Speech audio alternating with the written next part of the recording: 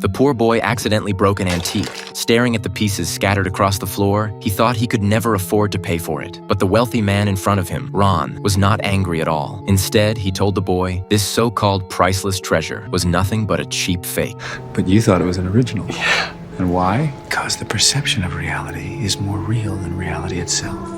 Those words completely changed the boy's life. The boy's name was Joe. Every day after work, Joe would sit in front of the TV, copying the great public speakers over and over, dreamed that one day he would stand in the spotlight too. He never expected the chance would come knocking so soon. One day, Joe ran into his old classmate Dean. He was not from a rich family either, but with his smooth talking, he had worked his way into the young rich crowd in Beverly Hills. That night, he brought Joe to a nightclub, ready to introduce him to his wealthy friends. But the moment Joe opened his mouth, he was publicly humiliated by a rich kid named Kyle. On his first try at breaking into high society, Joe lost all his dignity. But the next day, Dean suddenly pulled out $10,000. He said it was an apology payment from Kyle. As long as Joe could turn the money into a profit, he could prove his abilities. Looking at the cash in front of him, Joe thought his big break had finally come. He immediately put every dollar into the gold market. But he never imagined the price of gold would suddenly crash. The $10,000 was cut in half overnight. The two of them rushed to hide in the restroom. Only then did Dean tell him the truth. Kyle had never apologized at all. He did not even know his money had been taken and invested by them. Once the truth came out, not only would they be shut out of this circle forever, they would also become a joke to everyone. Staring at the painful loss on the report, Joe suddenly remembered the words Ron had once said. Joe straightened his suit and walked right up to the group. He did not admit the investment had failed. Instead, he went straight for the deepest pain point of these rich kids. Even though they had never lacked money growing up, they had always lived in their father's shadows. To gain a real voice in their families, they had to prove they could make money on their own. After just a few sentences, the rich kids who had looked down on him were suddenly fired up. Then, Joe announced to everyone that the $10,000 Kyle had given him had already earned $5,000 in profit in just 3 weeks. Joe also announced right then they would form the Billionaire Boys Club. The next second, check after check was pushed in front of Joe. With just one speech, Joe turned a lie about to blow up into a machine that pulled in cash like crazy. But Joe still felt it was not enough. So Joe went back to Ron. He tried to convince this billionaire to invest in BBC. He lowered the investment threshold from $20,000 all the way down to $10,000. But after hearing him out, Ron said Joe was thinking way too small. Then he had Joe make a phone call that sent the whole office into a frenzy. When the securities manager confirmed on the phone that the account really did hold $4,100,000, everyone erupted in excitement. Ron then handed the account over for Joe to manage. Once word got out, the fathers of the rich kids could not sit still anymore. Even a top billionaire like Ron trusted Joe with over $4 million.